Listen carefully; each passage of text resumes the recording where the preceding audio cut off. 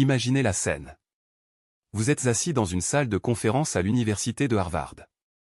En face de vous, le directeur du projet de négociation de cette prestigieuse institution, un homme brillant, entouré de ses collègues experts. L'atmosphère est tendue, presque électrique. Soudain, le professeur vous regarde droit dans les yeux et lance une phrase qui glace le sang, « Nous détenons votre fils, Voss. Donnez-nous $1 million ou il meurt. » Votre cœur s'arrête un instant. Bien sûr, c'est une simulation, un jeu de rôle, mais votre cerveau reptilien, lui, ne fait pas la différence. La panique monte. Vous êtes Chris Voss, un vétéran du FBI, habitué aux zones de guerre et aux criminels les plus dangereux, et pourtant, ici, face à l'élite intellectuelle, vous vous sentez piégé. Mais au lieu de sortir votre chéquier ou de bégayer, vous respirez, vous souriez doucement et vous posez une question simple, presque naïve. Comment suis-je censé faire ça?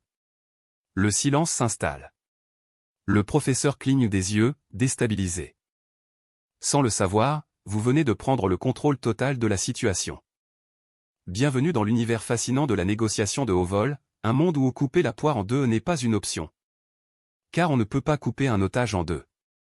Ce que Chris Voss a découvert au cours de ses 24 années au FBI, c'est que les méthodes traditionnelles de négociation, celles enseignées dans les grandes écoles de commerce, basées sur la logique et le compromis rationnel, échouent lamentablement face à la réalité brute de la nature humaine. Nous ne sommes pas des robots logiques, nous sommes des créatures d'émotions, irrationnelles, guidées par nos peurs et nos désirs les plus profonds. Et c'est précisément là, dans ce labyrinthe émotionnel, que se gagne ou se perd une négociation. Qu'il s'agisse de libérer des otages aux Philippines ou de négocier votre salaire annuel. Pour comprendre cette révolution, il faut d'abord accepter une vérité fondamentale, la vie elle-même est une série de négociations. Que vous vouliez que vos enfants aillent au lit à 20 heures ou que vous souhaitiez acheter une maison, vous êtes en train de négocier. Et l'outil le plus puissant dont vous disposez n'est pas votre argumentaire logique, mais votre capacité à écouter. Mais attention, pas n'importe quelle écoute. Il s'agit de l'écoute active, tactique. Prenons l'exemple d'un braquage de banque à Brooklyn en 1993. Chris Voss se retrouve face à une situation de crise classique, des braqueurs encerclés, des otages terrifiés. La tension est palpable. Dans ce genre de moment, notre instinct nous pousse à parler, à ordonner, à imposer notre volonté. Mais Voss fait l'inverse. Il ralentit. Il adopte ce qu'il appelle la voix de l'animateur radio de fin de soirée. Imaginez cette voix, calme, posée, profonde, rassurante. Cette voix a un effet physique direct sur le cerveau de votre interlocuteur, elle apaise son système nerveux. Elle signale qu'il n'y a pas de menace immédiate. C'est la première étape pour désamorcer une bombe émotionnelle. Mais la voix ne suffit pas. Il faut créer un lien, et pour cela, Voss utilise une technique d'une simplicité déconcertante appelée l'effet miroir, ou mirroring. C'est un comportement biologique naturel, nous craignons ce qui est différent et nous sommes attirés par ce qui nous ressemble. En négociation, faire le miroir signifie simplement répéter les 3 derniers mots, ou les mots les plus importants de ce que vient de dire votre interlocuteur. Si le braqueur dit « J'ai eu une journée très difficile à cause de tout ce stress », vous répondez doucement, avec une intonation interrogative. Tout ce stress? Cela semble idiot, presque trop simple pour fonctionner. Et pourtant, c'est magique. En faisant cela, vous forcez l'autre à s'expliquer, à reformuler, à se sentir écouté. Vous créez une connexion invisible. Le braqueur ne voit plus un flic qui veut le mettre en prison, il voit quelqu'un qui essaie de le comprendre. C'est le début de l'empathie tactique. L'empathie, dans le vocabulaire de Voss, n'est pas de la sympathie. Il ne s'agit pas d'être d'accord avec le preneur d'otage ou d'approuver ses actions. Il s'agit de comprendre viscéralement sa vision du monde et de la lui verbaliser. C'est là qu'intervient une autre technique cruciale, l'étiquetage, ou le labeling. Au lieu d'ignorer les émotions négatives de l'autre, vous allez les nommer. Imaginez que vous êtes face à un employé furieux. Au lieu de lui dire « calme-toi », ce qui ne marche jamais, vous lui dites « on dirait que tu es très en colère à propos de cette décision ». Ou encore, il semble que tu aies l'impression d'avoir été traité injustement. Notez l'utilisation de « on dirait que » ou « il semble que ». Vous ne dites pas « je pense que », car cela vous mettrait en avant. En étiquetant l'émotion, vous la validez sans nécessairement lui donner raison. Revenons à ce siège à Harlem, où 3 fugitifs lourdement armés étaient retranchés dans un appartement. Voss et son équipe ont passé 6 heures derrière la porte, non pas à menacer, mais à étiqueter les peurs des fugitifs. On dirait que vous avez peur de sortir. On dirait que vous ne voulez pas retourner en prison. On dirait que vous craignez qu'on vous fasse du mal si vous ouvrez cette porte. Pendant 6 heures, aucune réponse. Puis, le silence a été brisé par le bruit de la porte qui s'ouvre. Ils se sont rendus. Quand on leur a demandé pourquoi, ils ont répondu « Nous ne voulions pas être arrêtés, mais vous nous avez calmés. Nous avons fini par croire que vous ne partiriez pas et que vous ne nous tueriez pas en nommant leur peur », Voss les a dissipés. C'est le pouvoir de l'étiquetage, amener les ténèbres à la lumière pour qu'elles perdent leur pouvoir terrifiant. Maintenant, avançons un peu plus loin dans la psychologie de l'échange. Il y a un mot que nous cherchons tous à obtenir, le saint graal de la négociation, le oui. Mais Chris Voss nous met en garde, le oui est souvent un piège. Il existe 3 types de oui, le oui de contrefaçon, celui qu'on dit juste pour se débarrasser de quelqu'un, le oui de confirmation, qui est juste une affirmation intellectuelle, et le oui d'engagement, le seul qui compte vraiment. Le problème, c'est que nous sommes tellement conditionnés à chercher le oui que nous devenons aveugles aux 2 premiers. Pire encore, pousser quelqu'un à dire oui trop tôt le met sur la défensive. Pensez à ces télévendeurs qui vous demandent « Aimez-vous boire de l'eau pure ?» Vous dites oui, mais vous sentez le piège se refermer. L'alternative surprenante? Cherchez le non. Le non est un mot de protection. Quand les gens disent non, ils se sentent en sécurité, ils sentent qu'ils ont le contrôle. Non ne veut pas dire la fin de la discussion, cela veut souvent dire « je ne suis pas encore prêt ». Je ne comprends pas ou je ne suis pas à l'aise. Voss suggère même de provoquer le non intentionnellement. Au lieu de demander « est-ce que c'est le bon moment pour parler ?», demandez « est-ce que c'est un mauvais moment pour parler ?» La personne répondra non, ce n'est pas un mauvais moment et se sentira libre de s'engager. Ou prenez cet exemple puissant pour les emails ignorés. Vous envoyez une proposition et n'avez aucune réponse. Envoyez un email avec pour seul objet « Avez-vous abandonné ce projet ?» C'est radical. La réponse est presque toujours un non immédiat, suivi d'une explication et d'une relance de la discussion. Pourquoi? Parce que l'être humain a une aversion profonde pour la perte. L'idée d'abandonner quelque chose provoque une réaction viscérale. Mais une fois que vous avez établi le lien, que vous avez navigué à travers les non pour clarifier les enjeux, comment amenez-vous l'autre à faire ce que vous voulez sans le forcer? C'est ici qu'entre en scène l'art des questions calibrées. Rappelez-vous la question posée au professeur de Harvard, « Comment suis-je censé faire ça ?» C'est la quintessence de la question calibrée. Elle commence par un comment ou quoi. Elle évite les questions fermées qui appellent un oui ou un non. Elle évite aussi le pourquoi, qui sonne souvent comme une accusation, « Pourquoi as-tu fait ça ?» Le génie de « Comment suis-je censé faire ça ?» réside dans le fait qu'elle transfère le problème de votre camp vers celui de votre interlocuteur. Vous lui demandez de l'aide. Vous faites appel à son intelligence pour résoudre votre dilemme. Dans une négociation d'otage, quand les ravisseurs exigent une rançon impossible, dire non pourrait tuer l'otage. Mais dire comment suis-je censé payer si je ne sais même pas s'il est en vie? Force le ravisseur à réfléchir à la logistique, à la preuve de vie, et le place dans une position où il doit collaborer avec vous. Vous transformez la confrontation en une séance de résolution de problèmes communs. Et le plus beau, c'est que la solution qu'il trouvera sera la vôtre, mais il pensera que c'est son idée. C'est l'art de laisser l'autre avoir votre voix. Cette approche a été vitale lors de l'enlèvement de José Escobar au Venezuela. Les ravisseurs demandaient des millions. La famille n'avait rien. Voss a guidé le frère de José pour qu'il répète inlassablement, avec respect et calme, « Comment pouvons-nous payer si nous n'avons pas cet argent ?»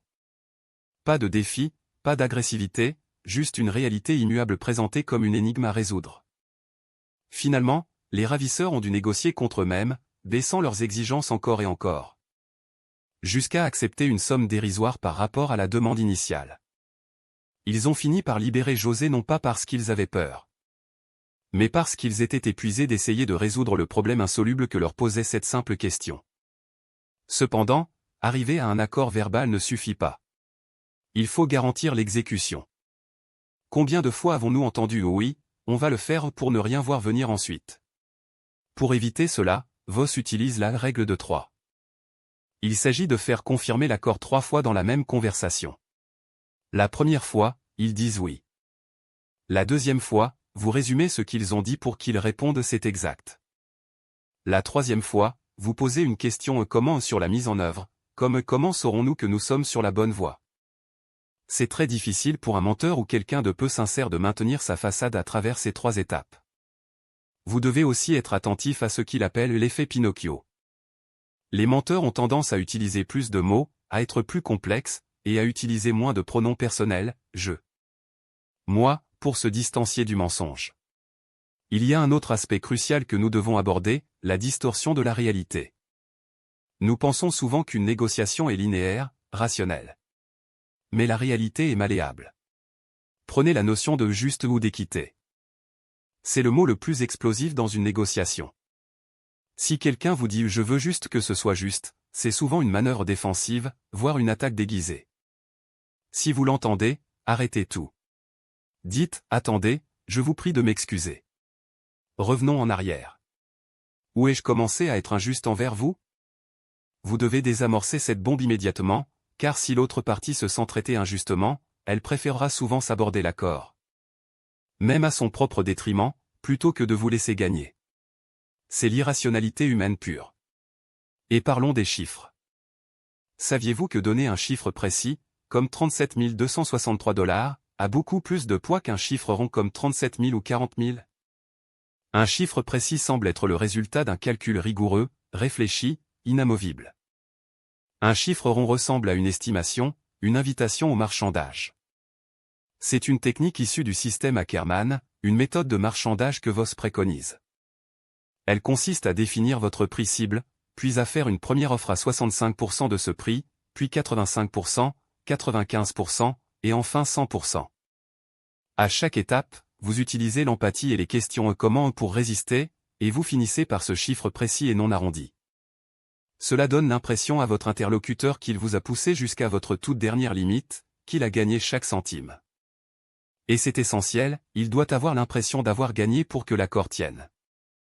Mais au-delà de toutes ces techniques, il y a la quête ultime du négociateur, le signe noir. Ce terme, popularisé par Nassim Taleb, désigne un événement imprévisible aux conséquences extrêmes. En négociation, les signes noirs sont ces informations cachées, ces inconnus inconnus, qui peuvent changer radicalement la donne. Dans chaque négociation, chaque partie cache au moins 3 informations cruciales. Votre mission est de les découvrir. Prenons l'histoire tragique de William Griffin en 1981. Il a pris des otages dans une banque, a tué plusieurs personnes et a donné une date butoir à la police pour le tuer, sinon il tuerait les otages. Le FBI pensait qu'il voulait de l'argent ou une évasion, comme tous les preneurs d'otages classiques. Ils ont négocié en fonction de ce paradigme connu. Mais à l'heure dite, Griffin a forcé la police à le tuer en exposant un otage. Le signe noir ? Griffin voulait mourir. Il cherchait un suicide par policier. Si les négociateurs avaient su chercher cette information cachée, s'ils avaient écouté au-delà de leurs propres suppositions, ils auraient peut-être pu changer de stratégie. Pour trouver ces signes noirs, il faut sortir de sa propre tête. Nous avons tous tendance à projeter nos peurs et nos désirs sur l'autre. Nous supposons qu'ils sont comme nous. C'est une erreur. Il faut écouter ce qui n'est pas dit, observer les incohérences, comprendre la religion de l'autre, c'est-à-dire ses croyances profondes. Pas nécessairement spirituelles, mais ce qui donne du sens à sa vie. Parfois, un employé ne négocie pas un salaire pour l'argent, mais pour la reconnaissance, ou pour avoir plus de temps libre, ou par peur de l'échec. Si vous traitez cela comme une simple transaction financière, vous passez à côté de l'essentiel. Vous passez à côté du signe noir qui pourrait débloquer la situation. Il y a une histoire fascinante d'un étudiant de Voss qui essayait de vendre une propriété. Le prix était bon, tout semblait aligné, mais l'acheteur hésitait, reculait, trouvait des excuses. Au lieu de baisser le prix ou de pousser plus fort, l'étudiant a utilisé l'étiquetage et les questions ouvertes pour comprendre ce qui se passait. Il a fini par découvrir le signe noir, l'acheteur avait besoin de liquider d'autres actifs pour avoir les liquidités. Mais il avait honte de l'admettre car cela le faisait paraître moins puissant financièrement.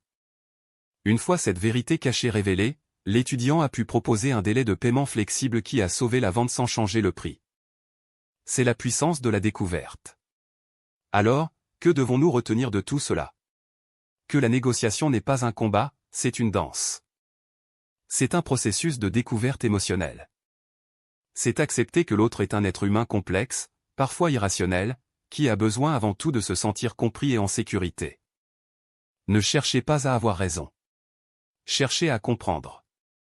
Utilisez votre voix pour apaiser. Utilisez l'effet miroir pour créer du lien. Étiquetez les émotions pour désamorcer les négatives et renforcer les positives. Méfiez-vous du oui facile et accueillez le non comme le véritable début de la négociation.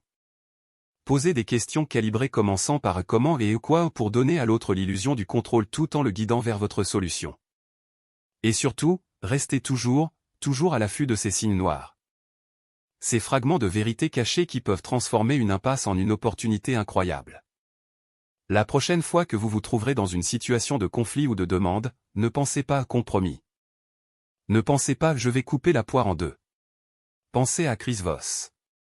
Pensez à l'empathie tactique.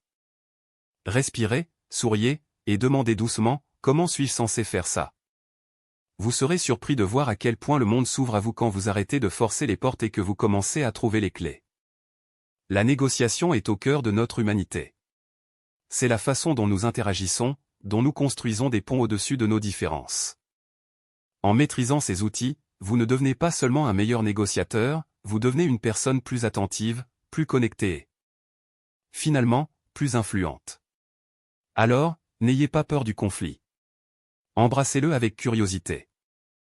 Car c'est là, dans l'espace entre ce que vous voulez et ce que l'autre veut, que la magie opère.